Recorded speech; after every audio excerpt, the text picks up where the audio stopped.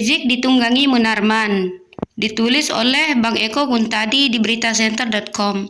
Ada dua gerombolan teroris dunia.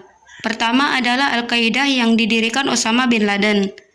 Al-Qaeda adalah lanjutan dari proyek radikalisasi di Afghanistan. Waktu itu AS berniat menahan serbuan Uni Soviet ke negeri Taliban itu, ketimbang mengirim pasukan sendiri. AS membentuk milisi-milisi sipil warga Afghanistan. Mereka dilatih militer, dipersenjatai, dan yang paling merusak dicekoki ajaran kebencian.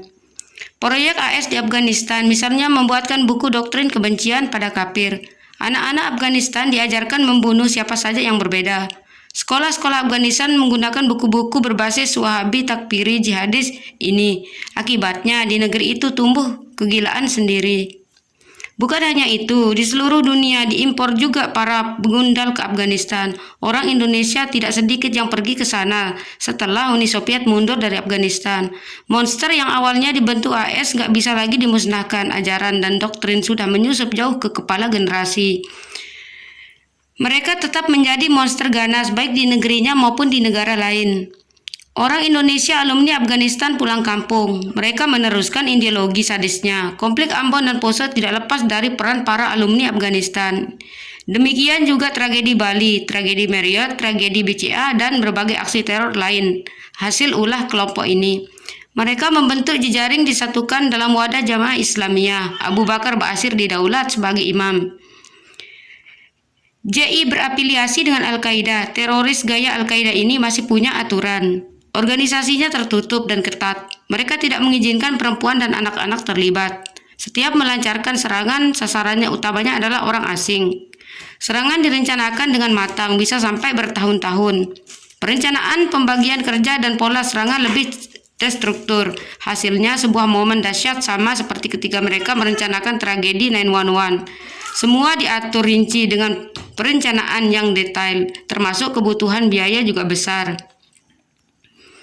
Salah satu cara mengumpulkan biaya dengan perampokan beberapa toko emas dilakukan gerombolan ini di Timur Tengah. Meletus konflik Suriah diawali dengan Arab Spring, Hizbut Tahrir, dan Al-Qaeda, termasuk organisasi yang berperan aktif dalam eskalasi konflik tersebut. Pada saat yang bersamaan, Osama bin Laden berhasil dibunuh di Pakistan. Al-Qaeda berganti kepemimpinan, namun rupanya tidak sekarismatik Osama. Bagian anggota Al-Qaeda memisahkan diri. Mereka mendeklarasikan Islamic State of Iraq dan Suriah, sekaligus mengangkat Abu Bakar al-Baghdadi sebagai pemimpin. Nah, gerombolan ini punya doktrin yang berbeda dengan Al-Qaeda. Keanggotaannya lebih longgar, sementara doktrinnya lebih gila. Mereka merekrut perempuan dan anak-anak untuk disiapkan jadi penyerang target. Mereka lebih pada penciptaan ketakutan, sebab ISIS memang dibangun dari struktur teror berikutnya. Gak ada sama sekali nuansa agama di masyarakat ISIS. Yang ada serigala lapar, biadab, berkeliaran mencari mangsa.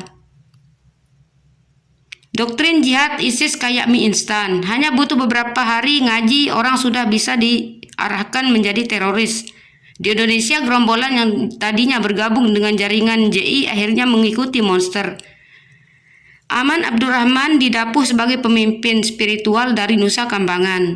Aman mengakomodir pengikutnya untuk membentuk Jamaah Ansarud Daulah. Tujuannya mendirikan Daulah Islamiyah di bawah naungan Abu Bakar al-Baghdadi.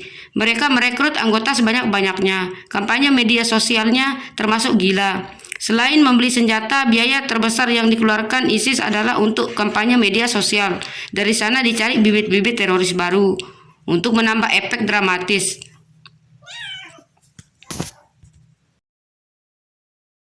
Mereka banyak merekrut perempuan. Salah satu caranya perempuan-perempuan gamang yang didekati, didoktrin, dinikahi, lalu diarahkan jadi bomber. Dengan pola yang longgar ini, JAD berusaha merapat ke FPI. Sebagai ormas yang tadinya terbuka, FPI adalah cara penting untuk menjangkau lebih banyak orang gila.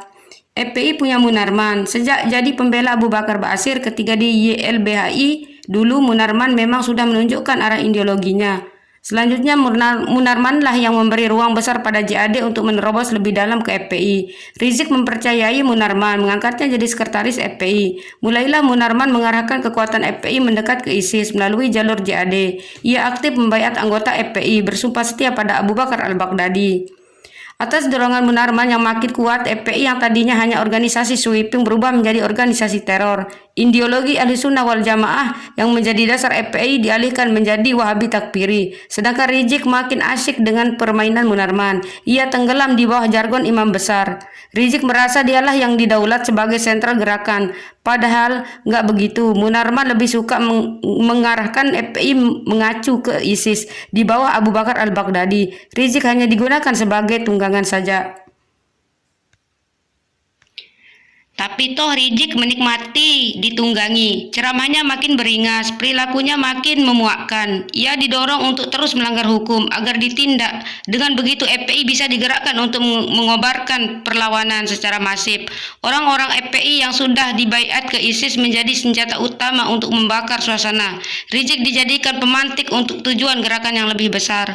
Pemerintah tentu membaca pola ini, akhirnya FPI dibubarkan. Berbeda dengan JAD yang memang dirancang sebagai organisasi bawah tanah. FPI nggak begitu. FPI adalah ormas, pernah terdaftar resmi, keanggotaannya menyebar seluruh Indonesia. Strukturnya ada sampai daerah.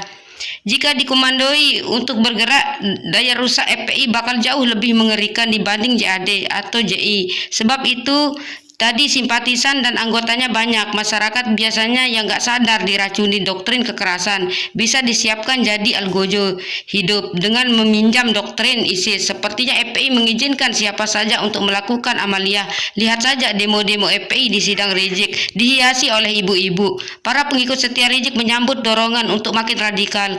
Mereka merencanakan serangan besar di Jakarta. Momennya adalah persidangan Rizik. Bom telah disiapkan, jumlahnya bisa sampai 200 buah. Daya ledak tinggi, senjata telah diasah. Toko-toko Tionghoa dan pom bensin sudah diberi tanda untuk disasar. Tinggal tunggu momentum. Untung saja jaringan FPI cepat terbongkar. Polisi menangkap Hussein Hasni, Julhaimi, Agus Ahmad, Junaidi, dan Bambang Setiono yang sedang mempersiapkan melancarkan serangan. Menurut penyidik, para pentolan FPI ini menginstruksikan seluruh jaringan FPI untuk menyiapkan takjil sendiri. Takjil adalah istilah mereka untuk bom. Awalnya serangan itu direncanakan hanya untuk menuntut Rizik dibebaskan. Pada kenyataannya target mereka lebih gila lagi. Memulai api konflik di seluruh Indonesia untuk mengubah negeri ini menjadi bawah naungan khilafah yang entah ada di mana itu.